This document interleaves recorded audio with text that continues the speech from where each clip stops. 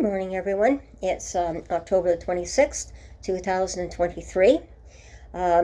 You've heard me talking about ways of helping people trying to solve problems together. Well, today I want to do something a little bit different, and so you have a better idea where I'm coming from. And this is through my Indigenous teachings. And I want to give you today I want to read some stuff on my Indigenous teachings that have been handed down for generations orally. Now we're getting things written down. And what we're getting written down is, it brings up the question, where does wisdom really come from? Well, I believe it comes through our ancestors, for one. We need to listen to them. We don't listen enough to the ones who came before us and all their mistakes. We never seem to learn from them. But today, I want to start by reading the short form of the 7 prophecies that we have. And the 7 prophecies is quite long. It shows all through the different, from the time the first Europeans came, set foot on Turtle Island and forward. And the 8th prophecy we have not quite reached yet. And I just want to show you that when I'm also, not only do I follow the Indigenous teachings, I have been brought up in the Christian religion as well. So I'm not biased, but I look for similarities. And one of the similarities that I found in this prophecy is the one thing that the Bible prophesies too, that one day peace will finally come to earth. Okay, and this is what our prophecies in our Indigenous are saying too, but it is in a different way. So I think it's important if people really want to sit and listen, because this is one of the things that when I deal with the authorities and the politicians and that, I have a package, and this is some of the stuff that I put in the package. So hopefully that they start listening too, to some common sense, is what our ancestors would put it down to, along with the teachings that they got.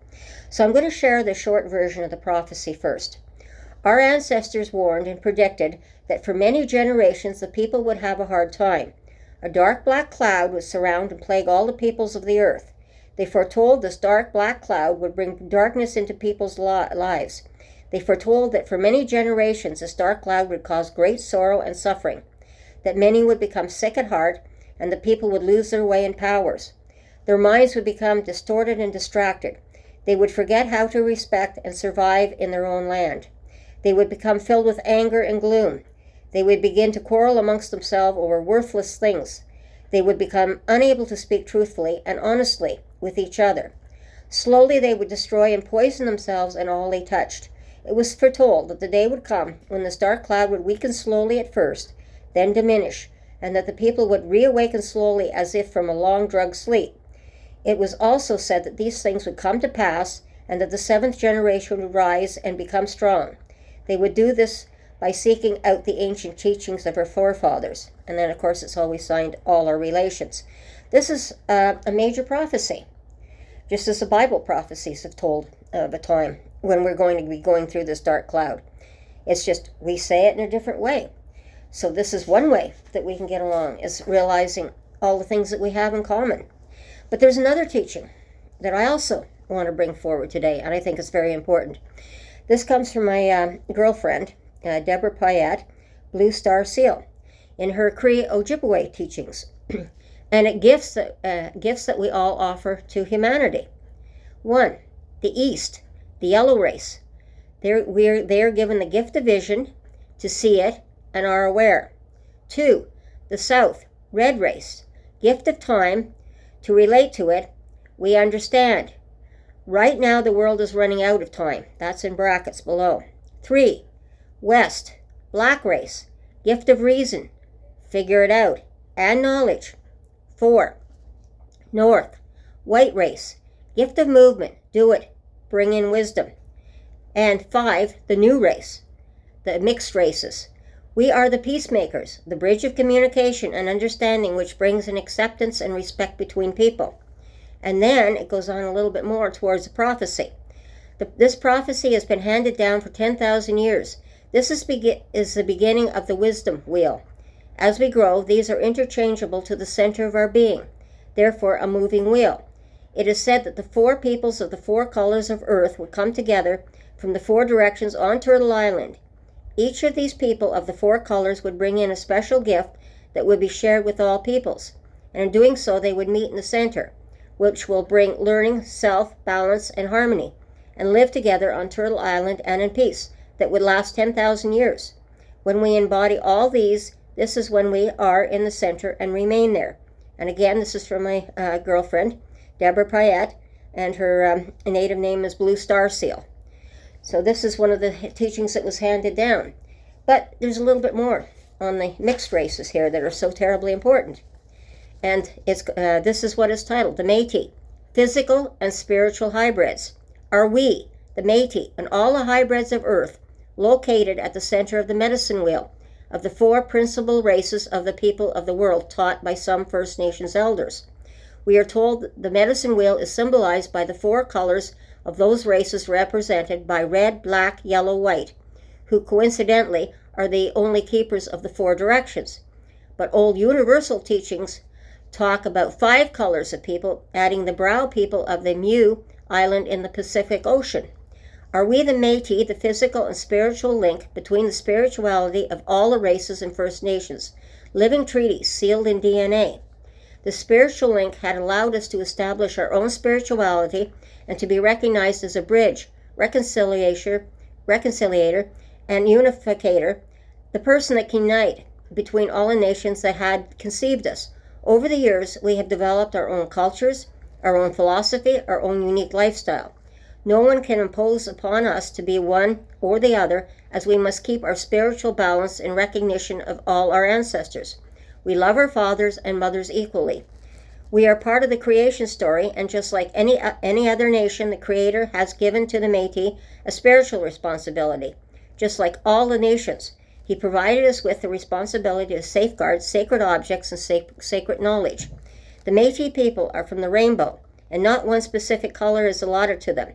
As hybrids, they are all the colors of the rainbow. We reflect what the people of the earth will eventually, as distance no longer exists. We are the mirror of all the people's creation story. We are the spirit of the prophecy of the 7 fires, as told by the 4th prophet. Maybe one day Métis will be recognized and accepted for what they are by people with ethnocentric views, different from First Nations and Inuit. It is time some elders walk the talk of their teachings. Now this is the teachings that I got. Older, mind you, I was older in life, going through life trying to figure out who I was, where I was going, and of course being adopted and part of the 60 scoop, it was very confusing for me. But once I started getting the teachings, I started understanding. And a lot of it came also from my grandfather, and I was very fortunate to have the grandfather I had, and he was my adopted grandfather. But he came from Winnipeg, so he had, and as a simple man, a simple blacksmith, he had a lot of interactions with the Indigenous people out there.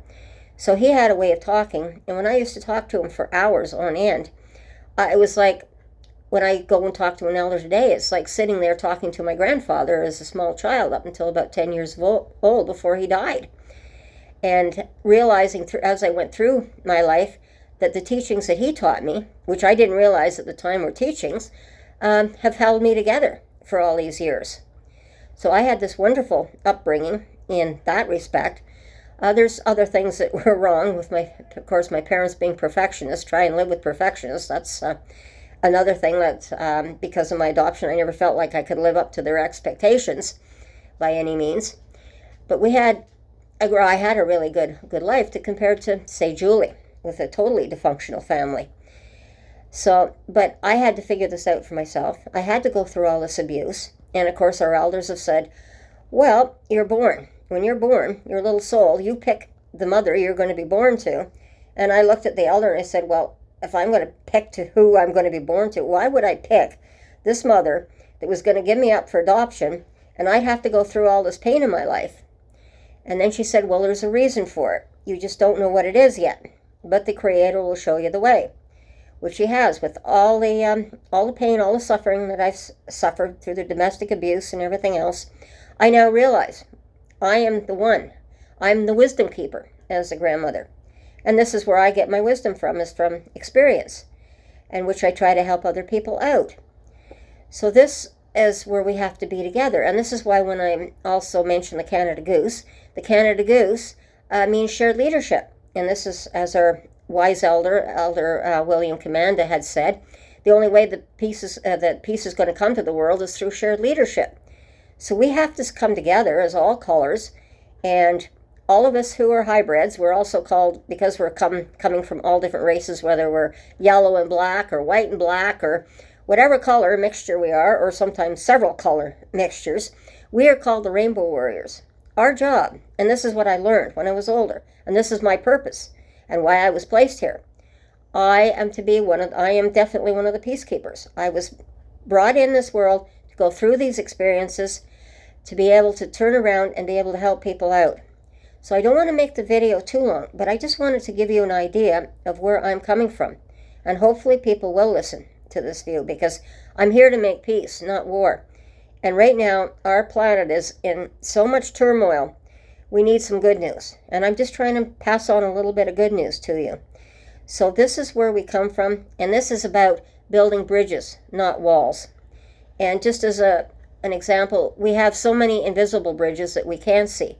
Now, a visible bridge, or visible wall, I should say, would be, for an example, the Berlin Wall, 1989.